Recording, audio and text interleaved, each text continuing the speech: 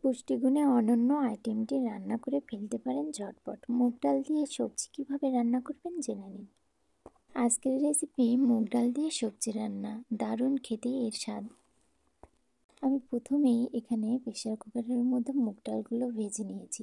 ভাজার পর এর মধ্যে পরিমাণ মতো জল দিয়ে দিয়েছি। এরপর দিয়ে দিচ্ছি পরিমাণ মতো লবণ এবং পরিমাণ মতো হলুদ গুঁড়ো।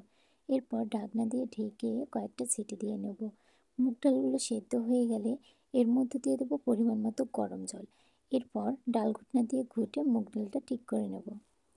এখানে আমি নিয়েছি কয়েক রকমের সবজি, আপনারা আপনাদের পছন্দ মতো সবজি ব্যবহার করতে পারেন।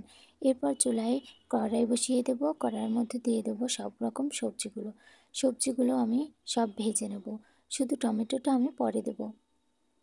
এরপর পরিমাণ মতো লবণ এবং পরিমাণ মতো হলুদ গুঁড়ো দিয়ে সবজিগুলো খুব ভালোভাবে ভেজে নিতে হবে, যেন সবজিগুলো একদম সেদ্ধ হয়ে আসে।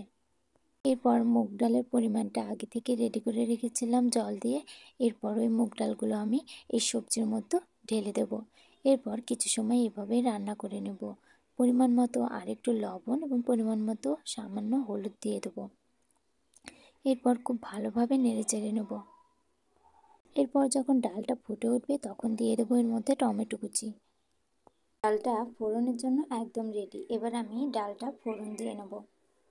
এরপর চুলায় একটা কড়াই বসিয়ে দেবো, কড়াইয়ের মধ্যে দিয়ে দেবো কিছুটা সরিষার তেল। সরিষার তেলের মধ্যে দিয়ে দেবো কাঁচামরিচ, শুকনো মরিচ, পাঁচফোড়ন এবং তেজপাতা, আর দিয়ে দেবো আদা এবং জিরা বাটা। আর আদা জিরার মধ্যেও সামান্য পরিমাণ একটু জল দিয়ে নেব। এরপর কষিয়ে নেব। কষানো হয়ে গেলে ডালগুলো আমি ঢেলে দেবো।